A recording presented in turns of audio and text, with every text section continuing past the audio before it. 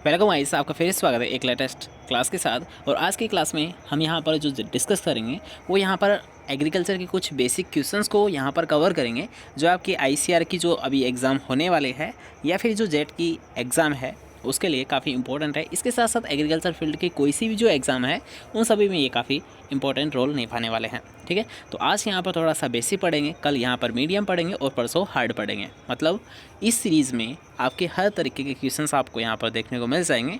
तो क्लास को एंड तक आपको ज़रूर देखना है ताकि आपको क्वेश्चंस यहाँ पर कवर होते रहे। ठीक है, तो चलिए क्लास को स्टार्ट करते हैं। इससे पहले जो भी यहाँ पर नई स्टूडेंट है वो चैनल को सब्सक्राइब ज़रूर कर ले और पास के बेल आइकन को ज़रूर प्रेस कर दे ताकि सभी क्लासेस का नोटिफिकेशन आपको साथ साथ मिलता रहे। ठीक है, तो चलिए स्टार्ट करते हैं। सबसे पहले यहाँ पर क्वेश्चन पूछा गया था, आपको पूछा गया है कि मूंगफली क्या है? क्या रूपांतरित तना है, रूपांतरित जड़ है, भंडारित खाद्य जड़ है या फिर फल है? तो जल्दी से बताएंगे कि मूंगफली है क्या। मूंगफली है क्या? तना, जड़, खाद्य जड़ या फिर फल? तो यहाँ पर याद रखिएगा, बिना कोई टाइम वेस्ट किए हुए यहाँ पर सीधे राइट आंसर की ओर आते हैं। तो इसका राइट आंसर क्या है? याद रखिएगा डी। अब वो कैसे याद रखिएगा, ये एक फल है। क्या है? मूंगफली एक फल है। ठीक है, अब ये कैसे है यहाँ पर याद रखिएगा। जैसे कि आपने देखा होगा कि मूंगफली में क्या लगते हैं, याद रखिएगा पेग लगते हैं। क्या बनते हैं? पेग बनते हैं। लेकिन ये पेग एक्चुअली में होते क्या हैं? इसे हम याद रखिए गाइनोफोर भी कहते हैं। इसे हम क्या कहते हैं? जो मूंगफली के जो हल्के हल्के पोड बनते हैं उनको हम गाइनोफोर भी कहते हैं। क्या कहते हैं? गाइनोफोर भी कहते हैं। लेकिन ये बनते कैसे हैं? याद रखिएगा कि जो इसकी अंडा से होता है या फिर ओवरी होती है, वो क्या होती है, जैसे ही फर्टिलाइजेशन इसका होता है वो वापस क्या होती है, नीचे जो ग्राउंड फ्लोर होता है या फिर आप ऐसे मान सकते हो जो ज़मीन की लेवल होता है उसके ग्राउंड में चला जाता है, अंदर चला जाता है। ठीक है, तब जाकर ये पेग या गाइनोफोर बनते हैं। ओके, तो एक्चुअल में क्या है? एक फल है। मूंगफली क्या है? एक फल है। ठीक है, याद रखिएगा। चलिए नेक्स्ट क्वेश्चन की यहाँ पर बात करेंगे। वैसे याद रखिएगा रूपांतरित तने का कई बार आपको एग्जाम में पूछा जाता है। तो ये क्या है? आलू है। आलू क्या है? एक रूपांतरित तना है। याद रखना, काफ़ी इंपॉर्टेंट क्वेश्चन है ये भी कि आलू क्या होता है? रूपांतरित तना होता है। ठीक है, नेक्स्ट क्वेश्चन की ओर बढ़ते हैं कि कसूरी मेथी का वानस्पतिक नाम क्या होता है। तो यहाँ पर आपको ऑप्शन से दिखाई दे रहे हैं, ट्राइगोनेला कॉर्निकुलाटा, ट्राइगोनेला फोइनम, ग्रेकम, केजानस केजानी या फिर नन ऑफ दीस। ऑप्शंस आपके सामने हैं, जल्दी से आंसर दीजिए। तो अब यहाँ पर याद रखिए, यहाँ पर पूछा गया है कसूरी मेथी।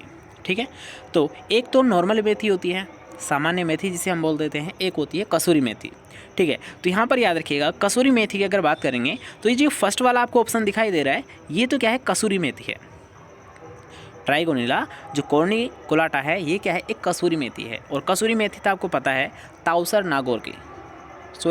की यहाँ पर क्या है? फेमस है, काफ़ी फेमस है ताउसर की।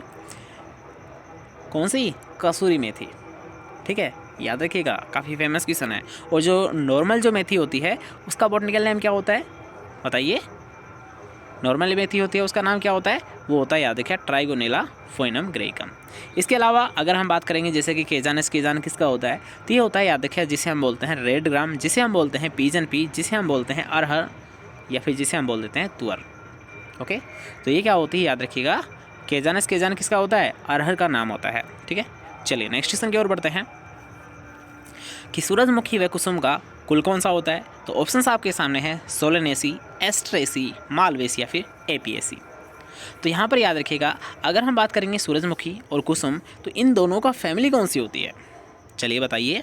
तो याद रखिएगा, इनकी फैमिली होती है कंपोजिटी। कौन सी होती है? कंपोजिटी। अब इस कंपोजिटी को याद रखिए, ऑप्शन में तो कहीं दिखाई नहीं दे रहा कंपोजिटी, तब आपका राइट आंसर क्या रहेगा? तो याद रखिएगा, कंपोजिटी का ही दूसरा नाम क्या होता है? एस्ट्रेसी। कंपोजिटी को ही याद रखिएगा किस नाम से जाना जाता है? एस्ट्रेसी के नाम से भी जाना जाता है। ये याद रखिएगा, काफ़ी इंपॉर्टेंट है। ओके, और सोलेनेसी का एक, ये दो एग्जाम्पल हमेशा आपको ध्यान रखना है, एक तो मिर्च और एक तंबाकू। इसके अलावा आपको पता ही है, आलू हुआ, ठीक है, आलू है, टमाटर है, ये सब क्या होते हैं? सोलेनेसी के होते हैं। लेकिन विशेष तौर पर आपको पूछा जाता है, जैसे कि तंबाकू का पूछा जा सकता है, मिर्च का आपको पूछा जा सकता है, क्या? कुल। ठीक है, तो इनका विशेष तौर पर ध्यान रखना है। इसके अलावा मालवेसी है, ये तो आप सभी को पता है कि कपास का विशेष तौर पर ध्यान रखना है। इसके अलावा पटसन पटसन है, इसका भी क्या होता है, मालवेसी ही होता है। इसके अलावा जूट का आपको विशेष तौर पर ध्यान रखना है, क्योंकि ये भी कई बार आपको पूछा आता है। तो जूट का कुल कौन सा होता है, टीलिएसी होता है। कौन सा होता है, टीलिएसी होता है। इसके अलावा याद रखिएगा शकरकंद का आपको पूछा आता है कि शकरकंद का कुल कौन सा होता है, तो इसका होता है कॉन्वोवलेसी। क्या होता है, कॉन्वोवलेसी इसका कुल होता है। और एपीएसी, चलिए बताइए एपीएसी किसका होता है, प्याज और लहसुन है, इन दोनों का कुल क्या होता है, याद रखिए एपीएसी कुल होता है। ठीक है, तो ये विशेष एग्जाम्पल है, इनको ज़रूर याद रखें। यहाँ से आपको कई बार एग्जाम में क्वेश्चन से पूछे जा चुके हैं और आगे भी पूछे जा सकते हैं। ठीक है, चलते हैं नेक्स्ट क्वेश्चन की ओर। इससे पहले अगर आपको वीडियो पसंद आ रही है तो वीडियो को लाइक भी कर देना और आपको ज़्यादा से ज़्यादा शेयर करना है, ताकि जितने भी यहाँ पर एग्रीकल्चर के स्टूडेंट हैं उनको भी ये क्लास क्या बेनिफिट पहुँचा सके। ठीक है, तो आते हैं हमारे क्वेश्चन की ओर कि कपास शब्द की उत्पत्ति किस भाषा से हुई है, उर्दू, लैटिन, ग्रीक, संस्कृत। ठीक है, तो अब यहाँ पर याद रखिए ये पूछा गया है कपास, कॉटन। तो याद रखिए कपास है, ये किस भाषा का शब्द है, एक संस्कृत भाषा का शब्द है। किस भाषा का शब्द है, संस्कृत भाषा का शब्द है। इसके अलावा आपने देखा ही होगा एक नॉर्मल बेसिक क्वेश्चन अगर पूछेगा आपको एग्जामिनर, तो वो क्या पूछेगा, एग्रीकल्चर किस भाषा का शब्द है। तो भाई इसको भी याद रखना, वैसे तो सभी को याद है ही, लैटिन भाषा का होता है, क्योंकि इसके पीछे कल्चर जुड़ा है। और जिसके पीछे लॉजी आ जाता है, जिसके पीछे लॉजी आ जाता है, वो किस भाषा का शब्द होता है, ग्रीक भाषा का शब्द होता है। जैसे कि बताइए बायोलॉजी, जूलॉजी, तो ऐसे लॉजी अगर आ जाता है, एग्रोनॉमी, ठीक है, नॉमी या लॉजी दोनों इसी में आएंगे। एग्रोनॉमी भी किस में आएगा, ग्रीक में ही आएगा। ओके, इन दोनों का याद रखिएगा। लेकिन यहाँ पर एक अपवाद है, पोमोलॉजी, इसको आपको विशेष तौर पर ध्यान रखना है कि जो पोमोलॉजी होता है ये किसका एग्जाम्पल है, याद रखिएगा किस भाषा का शब्द है ये। तो लॉजी तो किसका होता है, ग्रीक का होता है। ठीक है, लेकिन यहाँ पर जो पोमो है ये पोमम से मिलकर बना हुआ है। पोमम जो वर्ड है ये किस भाषा का शब्द है, ये लैटिन भाषा का शब्द है। किस भाषा का शब्द है, याद रखिए पोमम, ये लैटिन भाषा का शब्द है। और इस पोमम से मिलकर ही याद रखिएगा पोमम प्लस ग्रीक भाषा का लोगस। ठीक है, मतलब पोमम प्लस लोगस जुड़कर ही पोमोलॉजी का निर्माण करते हैं। इसलिए याद रखिए पोमोलॉजी जो शब्द है ये लैटिन प्लस ग्रीक भाषा का शब्द है, इसको विशेष तौर पर आपको ध्यान रखना है। इसके अलावा एक सिट्रिकल्चर होता है, तो सिट्रिकल्चर क्या होता है, याद रखिएगा इसको भी विशेष तौर पर ध्यान रखना। ये है लैटिन, कल्चर तो क्या है लैटिन, और जो सिट्रस है याद रखिएगा ये क्या है, ग्रीक। तो याद रखिएगा जो सिट्रिकल्चर है, ओके, तो इसको याद रखिएगा सिट्रिकल्चर है ये क्या है, याद रखिएगा ग्रीक प्लस लैटिन। और पोमोलॉजी क्या है, लैटिन प्लस ग्रीक। इन दोनों को विशेष तौर पर आपको ध्यान रखना है, क्योंकि इनमें से आपको एग्जाम में क्वेश्चन देखने को मिल सकता है। ठीक है, चलते हैं नेक्स्ट क्वेश्चन की ओर कि जो कि मोल्ला रोग प्रतिरोधी किस्म कौन सी है,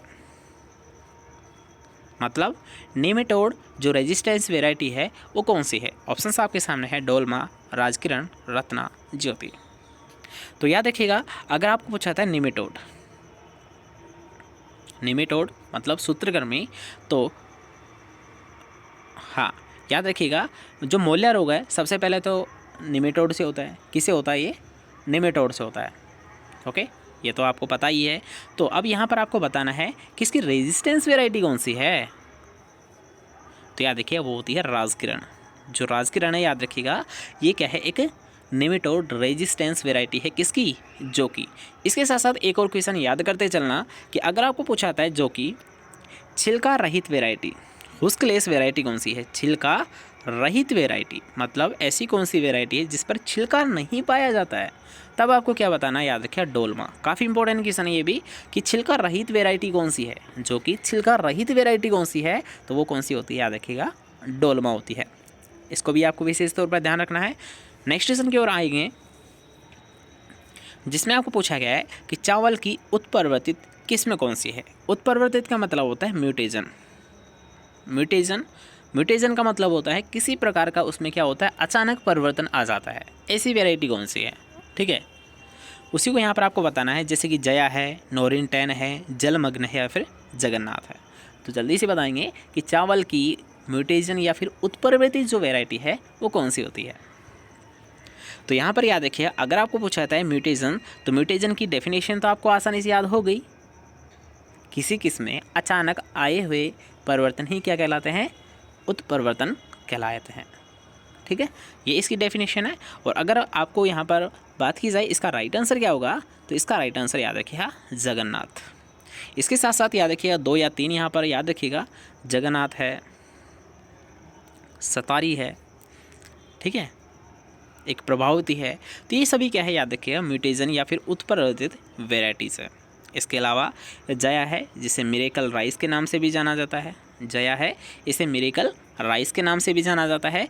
और जो नोरिन 10 है याद रखिएगा, ये क्या है? गेहूं में पाई जाने वाली जीन का नाम है। गेहूं में पाई जाने वाली जीन का नाम क्या है? ड्वार्फ जीन क्या है? नोरिन 10 है। तो इस क्वेश्चन का राइट आंसर क्या था? 4th option Jagannath. D option is right. तो आज की यहाँ पर शॉर्ट क्लास थी, बेसिक क्वेश्चंस आपको यहाँ पर करवाए हैं। आई थिंक आपको सारे क्वेश्चंस यहाँ पर याद हो गए होंगे अच्छे से। ठीक है, तो अगर आपको क्लास पसंद आई है तो वीडियो को लाइक कर दीजिए और शेयर आपको सभी को एक साथ करना है, ताकि और स्टूडेंट के साथ ये वीडियो सबसे ज़्यादा प्रमोट हो पाए। ठीक है, चलिए मिलते हैं नेक्स्ट क्लास के साथ। जब तक ले अच्छे से पढ़िए, अच्छे से रहिए।